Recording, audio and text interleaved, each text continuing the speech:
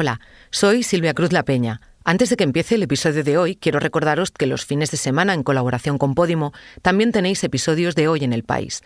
Mañana analizamos las 3 noticias que han marcado la semana. Y el domingo... Yo creo que la oposición, tal y como existe ahora en España, es un sistema obsoleto y es un sistema muy costoso.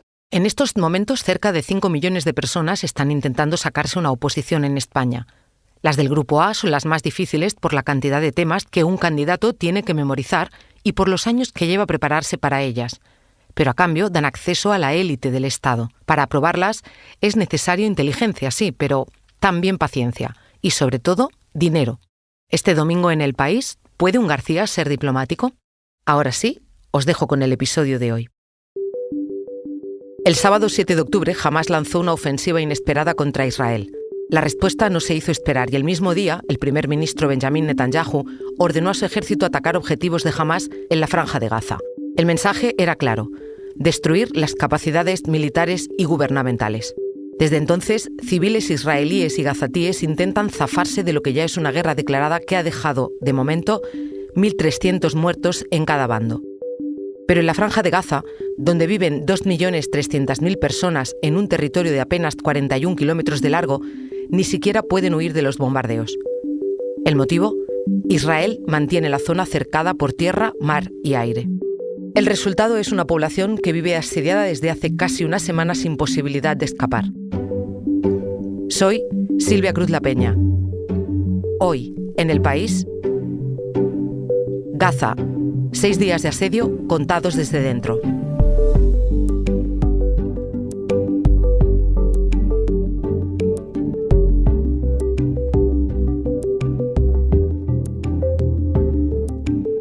Esta historia la trae mi compañera Bárbara Ayuso. En Gaza no puede entrar ayuda humanitaria. No hay agua, electricidad ni salida. Desde que el ejército israelí reaccionó al ataque de Hamás el 7 de octubre, el cerco a la Franja de Gaza ha sido completo. Hay 300.000 soldados israelíes desplegados en sus fronteras. Los hospitales están desbordados, no tienen suministros ni capacidad para acoger a los heridos.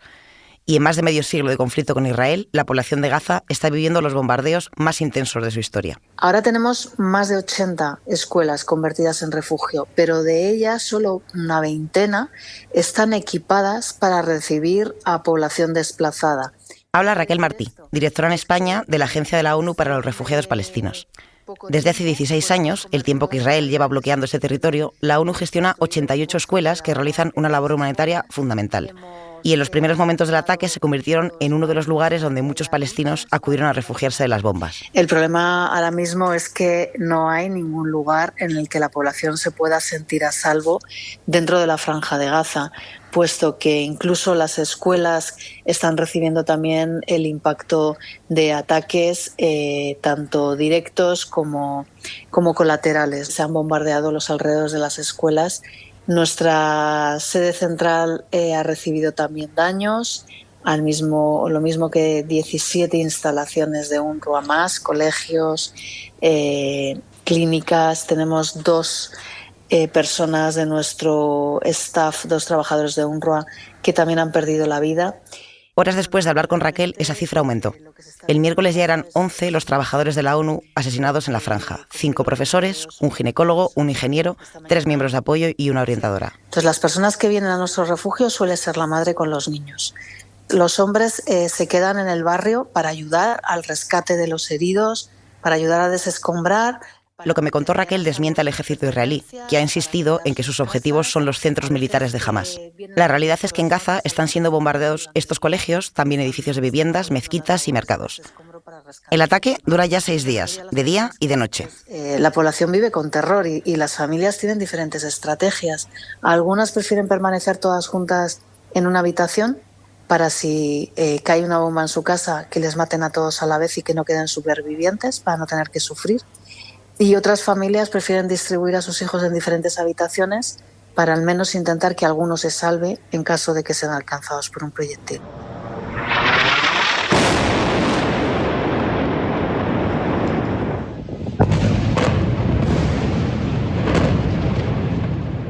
Escuchamos uno de esos proyectiles, concretamente uno de los primeros que el ejército israelí lanzó el sábado 7 de octubre en el centro de Gaza.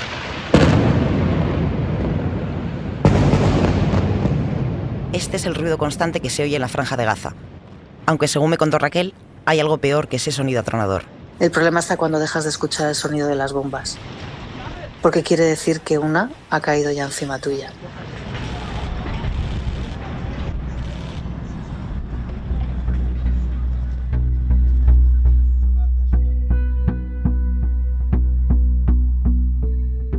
Raquel es una trabajadora de la ONU, pero lo que en el país nos estaba costando conseguir eran testimonios de gazatíes en primera persona. Por eso hoy contamos esta historia, de este lado. Porque tras buscar y encontrar casos de israelíes que han sido evacuados, la gran diferencia entre civiles siempre era esa. En Gaza están cercados. Las dificultades para informar en esta zona las conoce bien nuestro corresponsal allí, Antonio Pita. El cerco de Israel impide a los periodistas internacionales entrar para informar.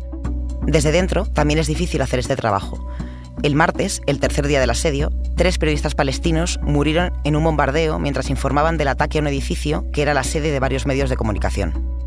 Desde la redacción intentábamos encontrar esos testimonios porque, visto lo visto, era igual de difícil para los compañeros que estaban a las puertas de Gaza que para los que estábamos aquí, a miles de kilómetros. En esa búsqueda di con alguien. Alguien que no solo intenta, con mucha dificultad, informar desde dentro. Alguien que vive en Gaza.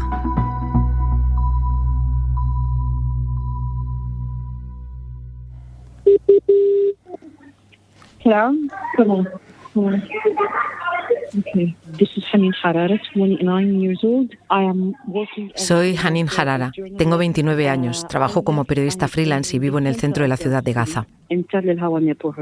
Hanin vive en el barrio de Sabra, pero cuando empezaron los bombardeos cogió a sus 3 hijos y se refugió con el resto de su familia en otra casa, más al sur. I'm here right now in my family home.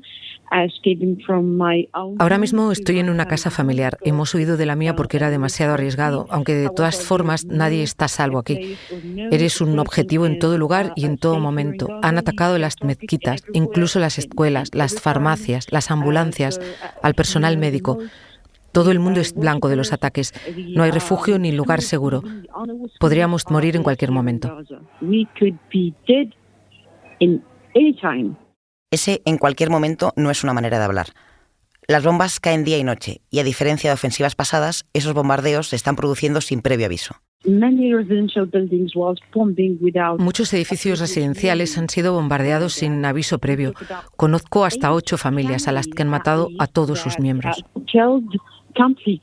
Hanin me contó que cuando empezaron los ataques, muchos palestinos intentaron huir por el paso de Rafah, fronterizo con Egipto, el único no controlado por Israel. Pero Israel también lo bombardeó, justo cuando decenas de familias estaban intentando huir.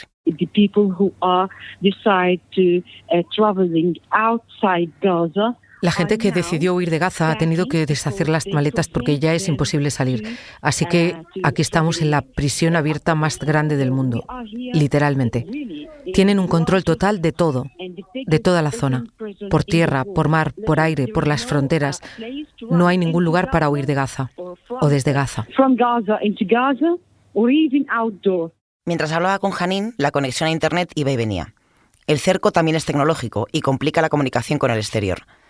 Las interferencias eran constantes, como también lo era el murmullo de niños y adultos que escuchaba de fondo mientras hablaba con Hanin, que vive este asedio con más de 50 familiares. Eran muchos, me contó, pero ya no estaban todos. 6 familiares míos han muerto en un ataque al este de Gaza, cuando estaban refugiándose en sus casas. Las fuerzas aéreas israelíes los apuntaron directamente y bombardearon la casa. Sacaron 6 cuerpos de entre los escombros, pero hay más. Y no tenemos ni idea si todavía están vivos o no.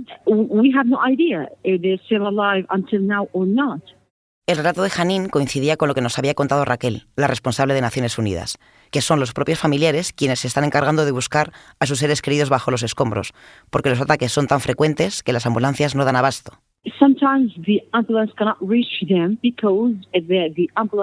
A veces la ambulancia no puede encontrarlos porque también las ambulancias están siendo atacadas. Así que no hay otro remedio que ir allí y sacarlos de entre los escombros. ¿Te imaginas lo que es? Si ni siquiera el personal médico que está allí puede ayudar, no puede hacer nada. Tú te sientes inútil, débil.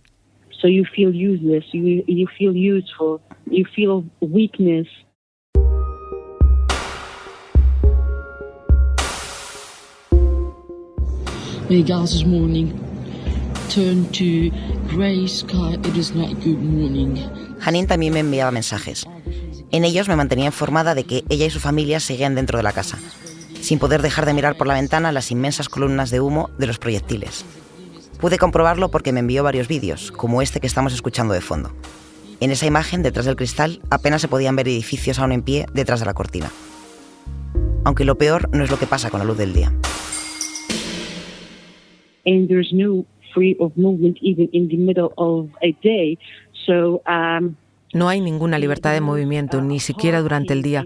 Lo más aterrador es cuando en medio de la noche tienes que coger a los bebés que están llorando y gritando por el sonido de las bombas que están cerca de casa. Anoche estábamos temblando, la casa temblaba, ni siquiera nos atrevíamos a movernos dentro de la casa. Teníamos que gritarnos para poder hablar entre nosotros. Éramos casi 50 personas en la misma habitación. No puedo describirte lo que vimos. Gritamos juntos, dormimos juntos y abrazados, pero no más de 1 hora en todo el día. 1 hour from 24 hours. Aún así, Janine intenta salir durante el día para informar de lo que está ocurriendo. Envía la información a varios medios internacionales, pero los cortes de luz eran cada vez más frecuentes y le resultaba más complicado enviar la información y hablar conmigo. El martes por la mañana fue al hospital de Shifa, en el centro de Gaza. So when I enter the Shifa hospitals, it's painful to talk about it. Cuando entré en el hospital de Shifa, es doloroso hablar de esto porque hay muchas familias que se están refugiando allí porque no hay opciones, no hay un plan B, no hay otro sitio al que puedas ir. Ya no existe un lugar más peligroso que los demás, todo es un objetivo. La gente tampoco se siente segura yendo a los hospitales porque allí también han matado a gente que ya estaba moribunda. Y a nosotros el humo nos está matando. El fósforo blanco que lanzaron en toda esa zona, aún puedo escuchar los gritos con algunas explosiones de fondo. The center of Shifa Hospital, which is the biggest, sorry about that. No, it's okay. Perdona la interrupción. Me está pidiendo darse una ducha, pero no hay agua. But there is no water. Janine tuvo que parar la conversación para explicarle a su hija que era imposible darse una ducha. Israel ha cortado todos los suministros, no hay agua potable para beber y mucho menos para ducharse. Hasta ese momento, Janine había podido darles agua de beber a sus hijos porque sus vecinos aún tenían provisiones. Pero dice que lo más duro no es negarles una ducha, sino explicarles por qué. So we have to keep going. We have to Lo más importante es crear conciencia en estos niños, hacerles saber que lo que está pasando no es su culpa ni nuestra, que tenemos que seguir adelante, tener paciencia, que todo saldrá bien, que todo va a estar bien, relajarles, hacerles sentir más cómodos a pesar de todo lo que está explotando. Y cuando me preguntan qué es ese sonido, ¿cómo respondes? Podría decir que es una celebración o un día sagrado o explicarles alguna cosa más, pero es que todavía son muy pequeños, tienen 3 y 4 años. Y justo cuando Janine hablaba del sonido de las bombas, pasó esto. You feel like it is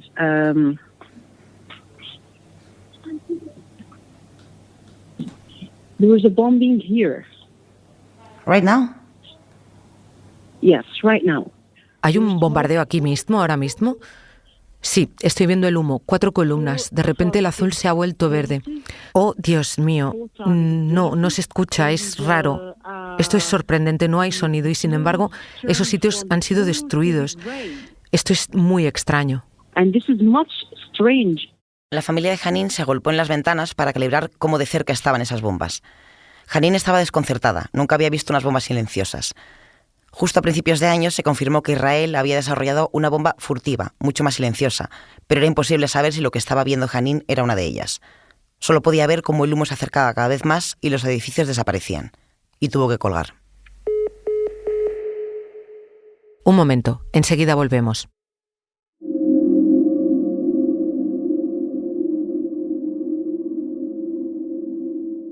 El cuarto día de asedio, la conexión a internet de Janine era cada vez peor. Justo antes de que Israel dejara sin conexión a la única planta de electricidad de la franja, Janine me mandó este audio.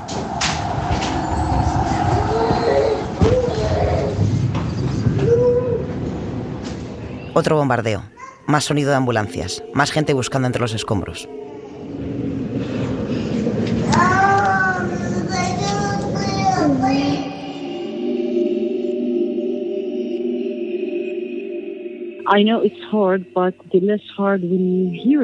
Es duro cuando oyes el sonido, pero cuando lo oyes también te das cuenta de que estás viva. Si no lo escuchas es que ya estás muerta. Así que quizás es nuestra manera de asegurarnos que seguimos en pie.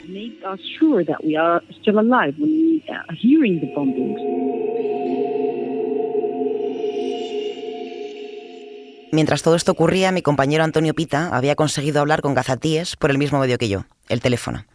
Mensajes que se convertían en la única manera de contar lo que pasaba dentro, porque a los periodistas internacionales seguían sin dejarlos entrar para dar testimonio de lo que ocurría.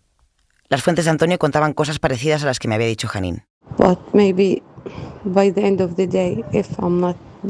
Ahora no puedo hablar, te escribo al fin del día, si no he muerto.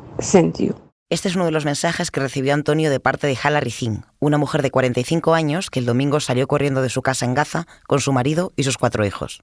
I ran away in the streets without anything, just...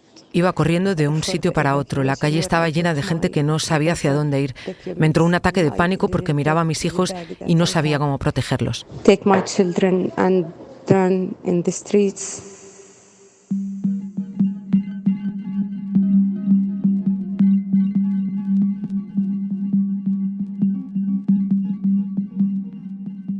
No recibí más noticias de Janine y pensé que estaba guardando la poca batería que le quedase. El jueves 11 de octubre amaneció en Gaza después de la primera noche en completa oscuridad, sin electricidad. Y además podía ir a peor, porque había noticias de que la incursión terrestre era inminente. Le pregunté a Antonio.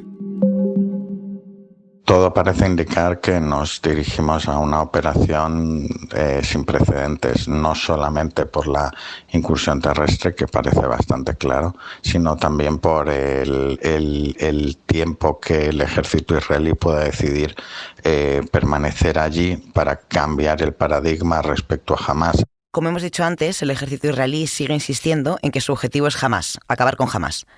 Pero los ataques vistos y oídos parecen indiscriminados. La pregunta es, ¿qué significa dar un golpe definitivo a Hamás, ¿no? ¿Eso implica la reocupación de Gaza de la que se fue desde 2005? Hasta que el ejército israelí no sienta que ha cumplido sus objetivos claramente, que ha destruido toda la red de túneles subterráneos, que ha dado... un golpe que va más allá de lo que solía hacer en anteriores operaciones, que era básicamente una especie de pseudogestión del conflicto limitada. ¿Qué va a pasar con la gente que está dentro? ¿Sin luz, sin agua, sin dejar pasar ni salir a nadie? ¿Va a abrir Israel un corredor para darle lo básico a la población civil? Veo muy difícil que permita el paso de ayuda humanitaria y veo muy difícil que permita cualquier entrada, porque también la estrategia de cerco forma parte de la estrategia militar. Mientras Antonio informaba, Janine mantenía su teléfono encendido con una batería portátil. Aún le quedaba algo de carga eléctrica cuando nos mandó el último mensaje. Estamos vivos, pero no estamos bien. Después se hizo el silencio.